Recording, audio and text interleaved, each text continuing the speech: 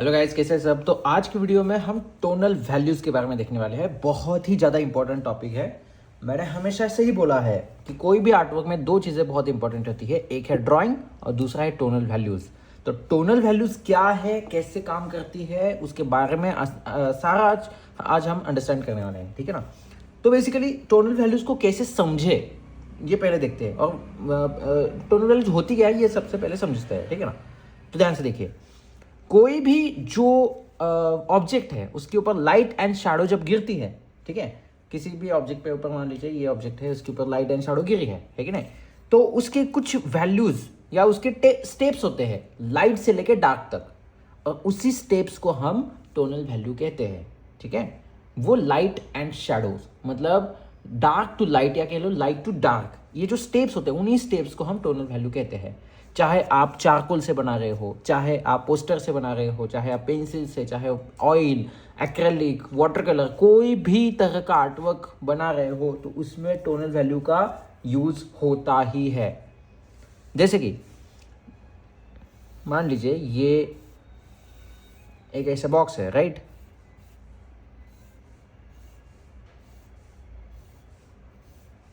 कुछ ऐसे। चारकोल में क्या है, एक आपको एक लिमिटेशन होती है। लिमिटेशन मतलब क्या है, लाइटेस्ट लाइट कौन सा है और डार्केस्ट डार्क कौन सा है। फॉर एग्जाम्पल के तौर पे मान लीजिए आप यहाँ पे एक XYZ कोई तो पोर्ट्रेट बना रहे हो, ठीक है ना। मान लीजिए कोई एक है ऐसे, मैं अभी यहाँ पे कुछ जस्ट ऐसे बना रहा हूँ, मतलब मैं सोच नहीं रहा हूँ कुछ ऐसे, बस हल्का सा मैंने आपको समझने के लिए मान लीजिए हल्का सा ऐसे बनाया है, ठीक है। देखिए यहाँ पे क्या है, मैं टू टोन्स में बना रहा हूँ। टू टोन्स मतलब क्या है, एक तो लाइट, ये लाइट का पार्ट है, और ये शैडोज, करेक्ट, जैसे हमने कल देखा था, मतलब लास्ट वीडियो में हमने देखा था, राइट, उस अकॉर्डिंग। यहाँ पे ये टू टोन्स मतलब क्या है, एक तो यहाँ पे लाइट है कंप्लीट, और कंप्लीट शैडो है।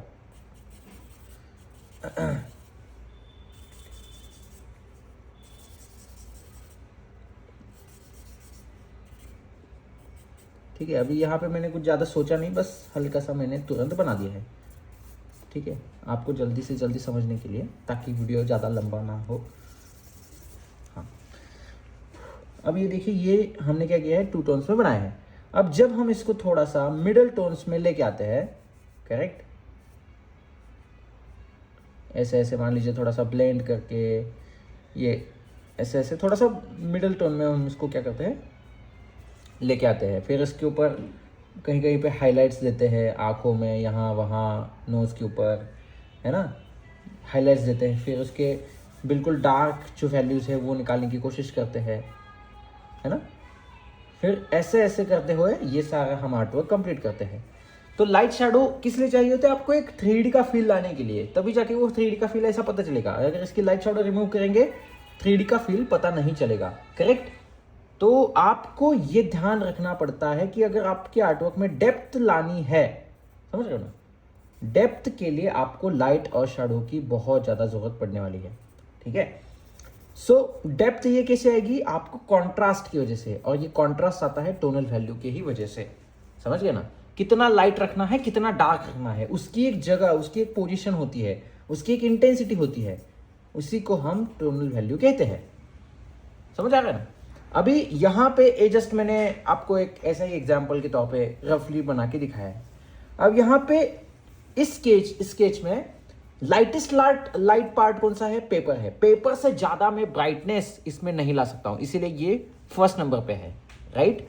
और जो ये डार्क है, बिल्कुल डार्क, मान लीजिए एकदम मैं पूरा अपना जितना चारकोल है ना, जितना डार्क, मतलब उसकी जो लिमिट है कि ये इससे ज्यादा डार्क अभी ये नहीं चलेगा, वो यहां पे आएगा,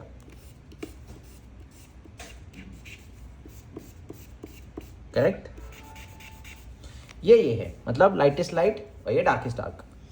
फिर उसके बीच वाली जो स्टेप्स है, मतलब ये वाली भी है, ये वाली भी है, ये वाली भी है, ये वाली, ये जो वैल्यूज है ना, वो इनके बीच में आती है। वैसे तो ये बहुत सारी होती है, बहुत, जो हम इंसान इतने सारे डिटेक्ट नहीं कर सकते हैं। तो अब उसको, एक तो ये हो गए 2, फिर उसके बाद आप हो सकते हैं 3 कौन सी होती है, लाइट, मिडल और डार्क। मान लीजिए ये डार्क है, ये मिडल है, मान लीजिए थोड़ा सा, मतलब दोनों को मिक्स जब करते हैं ना 50-50, वो मिडल होता है, करेक्ट। और ये ऐसे, मतलब लाइट, मिडल और डार्क, कुछ ऐसे, करेक्ट। अब इनके बीच में भी है तो वो 5 हो सकते हैं, मान लीजिए 1 2 3 4 और 5।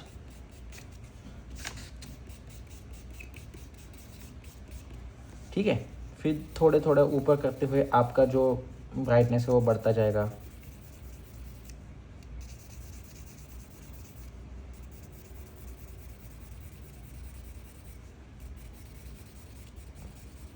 कुछ ऐसे है ना, ये 5 स्केल में हो गई। वैसे ही आप जितना आपको वैल्यू के वेरिएशंस चाहिए, टोनल वैल्यू के वेरिएशंस चाहिए, उतने आप टोनल वैल्यूज ऐड कर सकते हो। समझ गए ना। अभी ये इतनी स्केल है मान लीजिए, तो धीरे धीरे करते हुए हम नीचे आएंगे, इसको थोड़ा डार्कनेस बढ़ाते हुए।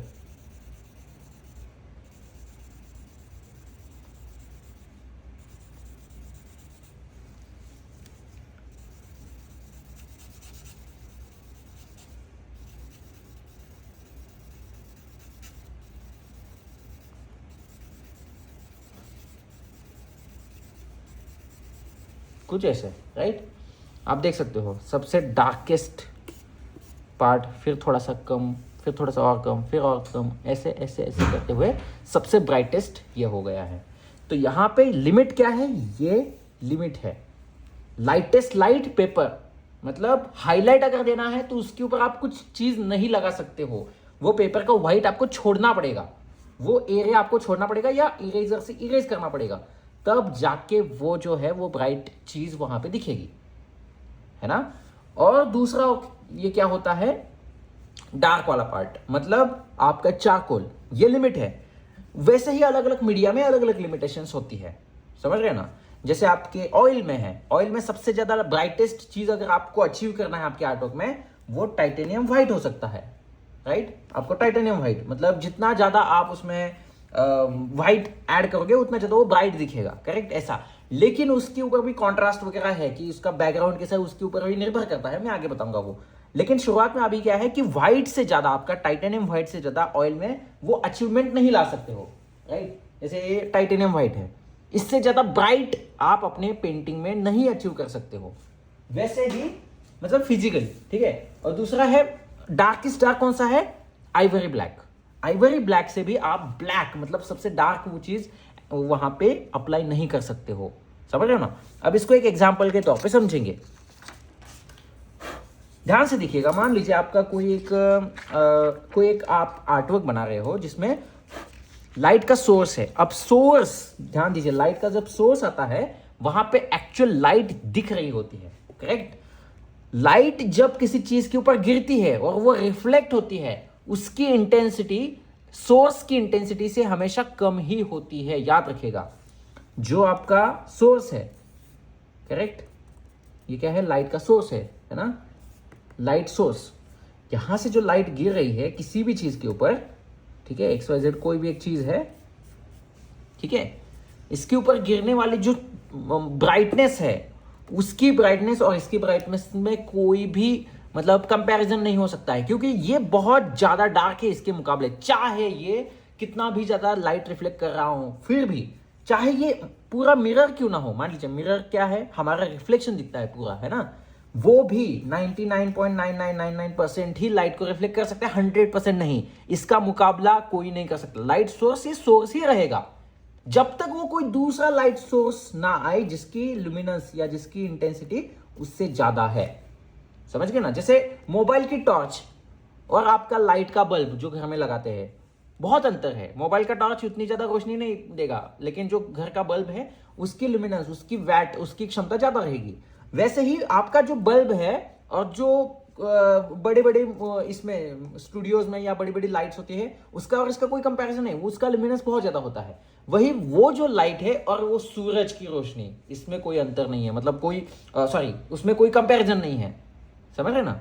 ये बहुत बड़ा डिफरेंस होता है, समझ रहे ना। तो वो आपको आपके आर्टवर्क में दिखाना आना चाहिए कि किसकी लिमिनेंस, किसकी ब्राइटनेस किसके बाद आएगी, समझ रहे ना। फॉर एग्जाम्पल के तौर पे मैं आपको बताता हूं कि कौन सी चीजें ज्यादा लाइट को रिफ्लेक्ट करती है, जैसे कि उसके मटेरियल के ऊपर, उसकी वो कौन सी चीज है, ठीक है, वो मटेरियल कौन सा है, उसकी कौन सी चीज है, उसका कलर कौन सा है, उसकी वैल्यू कौन सी है, उसका टेक्सचर कैसा है, इन चीजों के ऊपर उसकी रिफ्लेक्शन निर्भर करती है। उसकी टोनल वैल्यू इन्हीं चीजों के ऊपर निर्भर करती है कि कौन सी चीज कितनी ज्यादा लाइट को रिफ्लेक्ट करेगी, उसके ऊपर जो हाईलाइट आएगा वो कितना ब्राइट होगा किसी भी चीज के ऊपर। फॉर एग्जाम्पल के तौर पे मान लीजिए आप एक ऐसे पेंटिंग बना रहे हो, ठीक है, यहां पे एक आपका कोई कैरेक्टर है XYZ, एक बच्चा है मान लीजिए, ठीक है, वो क्या कर रहा है, स्टडी कर रहा है, ये उसका टेबल है मान लीजिए, जो भी है ऐसा टेबल है, अंधेरा है रूम में, और यहाँ पे उसका मान लीजिए टेबल लैंप वगैरह जो भी है ऐसा ऐसा, ठीक है, या टेबल लैंप के अलावा मान लीजिए ऐसे बल्ब है या कुछ भी है ऐसा, लाइट का सोर्स है, ठीक है, यहाँ से उसकी क्या आ रही है, लाइट आ रही है।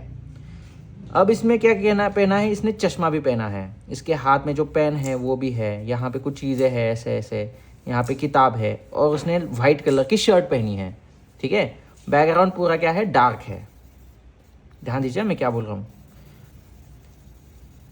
सो ये बैकग्राउंड पूरा डार्क है, इस बच्चे ने क्या पहना है, वाइट कलर का शर्ट पहना है, समथिंग समथिंग, ठीक है। अब ये जो सिंपल सा कंपोजिशन है, इसको थोड़ा सा हम यहाँ पे डिटेल में ध्यान से देखते हैं। फॉर एग्जाम्पल मान लीजिए एक यहाँ पे बच्चा है, और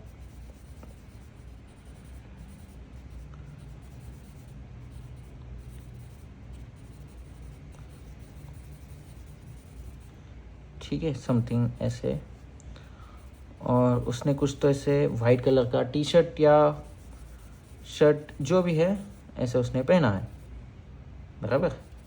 उसके ऊपर डायरेक्ट लाइट आ रही है इस डायरेक्शन से, हाथ में उसके ये पेन या पेंसिल जो भी है, ये उसका टेबल है, और ये उसकी बुक है मान लीजिए, एक एग्जांपल के तौर पे, ठीक है। मैं इसमें ज़्यादा डिटेल नहीं, बस आपको वैल्यू समझाने के लिए मैं यहाँ पे ये कर रहा हूँ, ठीक है। और बाकी ये टेबल भी थोड़ा सा ऐसे ऐसे है, मतलब थोड़ा डार्क है ऐसे। अब अगर मैं बोलूँ, मान लीजिए आपको इतना ही फ्रेम बनाना है, इतना ही सिंपल है, ठीक है, बैकग्राउंड पूरा सा डार्क रहेगा,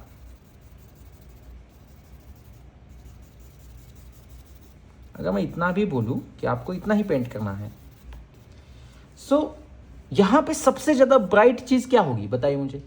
कोई बोलेगा भाई इसका जो पेपर है वो ज़्यादा होगा, या उसने वाइट शर्ट पहना वो ज़्यादा ब्राइट होगा, राइट। लेकिन ये गलत है, ऐसा नहीं होगा। यहाँ पे लॉजिकली देखना पड़ेगा कि कौन सी चीज़ लाइट को फिजिकली ज़्यादा रिफ्लेक्ट करती है। लाइट को रिफ्लेक्शन देखिए, ये जरूरी नहीं कि उसका एरिया कितना ज़्यादा है, एरिया से मैटर नहीं करता है, ठीक है, मतलब वो एरिया बढ़ेगा लेकिन उसकी इंटेंसिटी जो है वो, जैसे हमने बोला ना कि सोर्स ऑफ लाइट अगर साइज बड़ी या छोटी होगी, soft and hard light, same वैसा ही है यहाँ पे भी।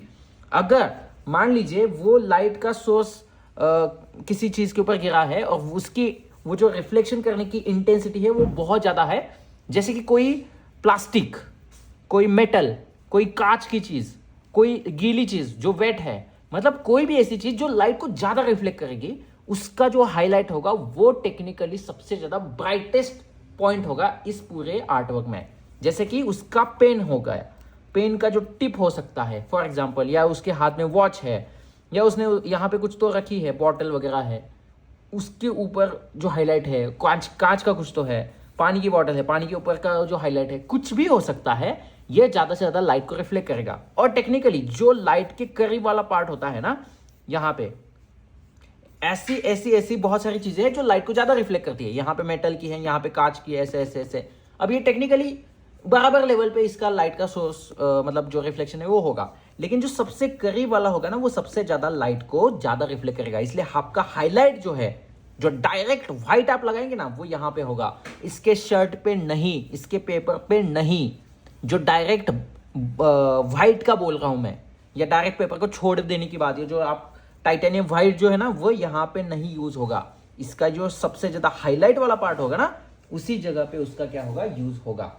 समझ आ रहा है ना। और इसी तरह से कोई भी आर्टवर्क में यही काम आता है। टेक्निकली आपको थोड़ा सा लॉजिकल देखना पड़ता है कि कौन सी चीज ज्यादा लाइट को रिफ्लेक्ट करेगी।